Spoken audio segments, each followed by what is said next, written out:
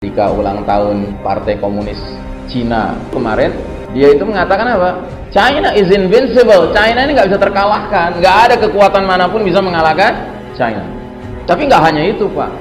Yang lebih kurang ajar lagi, dia katakan kitab suci akan kita edit supaya sesuai dengan ideologi komunis.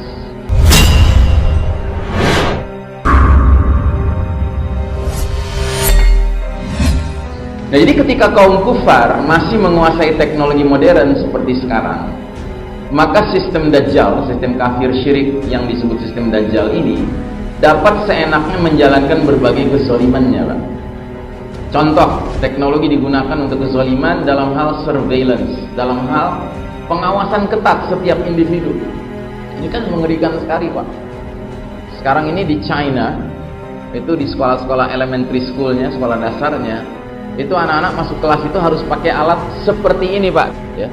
Terus nanti tersambung ke komputer gurunya bisa lihat si murid yang sebelah sana lagi mikirin apa, yang sebelah sana mikirin apa. Dahsyat, Pak, ya. Tingkat surveillance itu dahsyat. Kalau dia mikir sesuatu di luar kelas, ya kan, langsung dihukum. Surveillance ini makin hari semakin ingin dioptimalkan, dan kita ini akan menjadi bagian dari yang di surveillance, ya, dipantau. Terus dengan adanya teknologi ini terjadilah remote controlled war, ya, perang curang yang tidak adil karena mengandalkan remote control.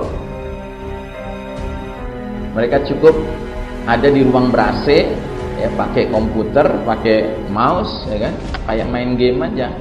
Target lock, sudah pencet knob, drone bergerak dengan rudal.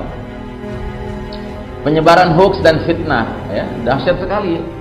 Dengan teknologi canggih sekarang ini, hoax dan fitnah itu tersebar dengan sangat mudahnya. Misleading opinion making via mass media, ya. Mass media itu sekarang sudah bukan menjadi kantor berita yang benar-benar memberitakan secara deskriptif apa yang terjadi, tetapi semuanya sudah menjadi alat kepentingan dari yang punya mass media itu untuk menyebarluaskan opini yang ingin disebarluaskan. Terus juga teknologi canggih telah mengembangkan fake money, ya, uang palsu. Digital finance, ya, orang mengandalkan rasa kaya dan rasa miskinnya berdasarkan jumlah nol yang ada di belakang saldo dari e-bankingnya, mobile bankingnya.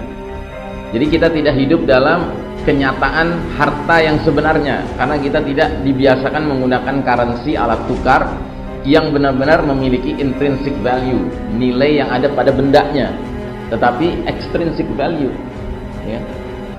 Sebenarnya pernah nggak kita terpikir apa sih yang membenarkan Amerika misalnya hari ini mencetak 1000 lembar $100 Amerika Serikat? Apa yang membenarkan dia mencetak itu hari ini?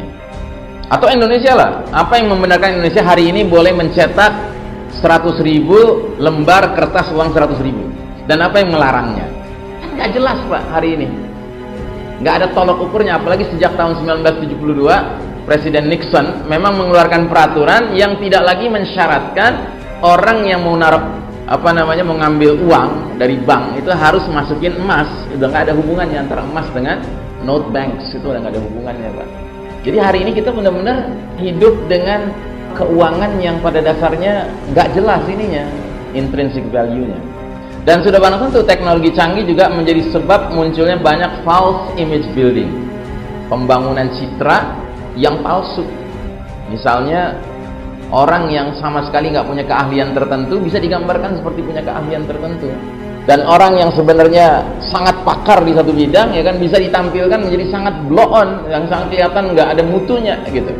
Tergantung bagaimana bisa mengolah rekaman tentang si orang tersebut. Nah, jadi selama kaum kufar menguasai teknologi modern, maka umat Islam terus-menerus menjadi underdog yang dijadikan mangsa dan bahan permainan mereka, ya. Ingat hadis buih, ya, hadis di mana Nabi mengatakan bahwa kalian umat Islam nanti akan diserbu bangsa-bangsa lain seperti memperebutkan makanan dalam satu mangkok. Sampai seorang sahabat bertanya, "Ya Rasulullah, apakah karena kita jumlahnya sedikit?" Kata Nabi, "Tidak, jumlah kalian banyak, sangat banyak, tapi kalian seperti buih yang mengapung di air, nggak ada bobotnya. Allah telah mencabut rasa takut musuh kepada kalian." Dan Allah telah tanamkan penyakit wahan dalam hati kalian, yaitu penyakit hubbud dunya wa karahiyatul maut, ya. Nah, jadi berbagai subsistem kehidupan mereka kuasai dan tidak izinkan umat Islam memilikinya, mengembangkannya, apalagi mengambil alih untuk menguasainya. Makanya sudah nggak zamannya Pak, Anda mendorong-dorong anak Anda belajar sampai S3 misalnya gitu kan, bidang teknologi, ya supaya kamu bisa mengejar ketertinggalan barat kafir Pak di bidang teknologi. Nggak zamannya Pak Anda ngomong gitu lagi. Mestinya kita udah sadar Pak, nggak bakal bisa kita mengejar ketertinggalan mereka. Bukan karena nggak mau, bukan karena nggak bisa, tapi karena nggak akan diizinkan sama mereka. Mereka akan halangi kita Pak.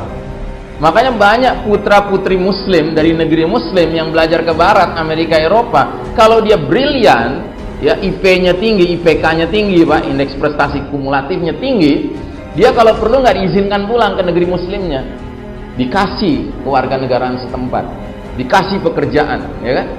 Supaya apa? Brain drain, disedot Pak otaknya yang cerdas itu. Yang penting jangan dimanfaatkan oleh negeri kaum muslimin. Nah, jadi shutdown of modern technology bagi kaum beriman merupakan keberkahan dan pertolongan dari Allah Subhanahu wa taala.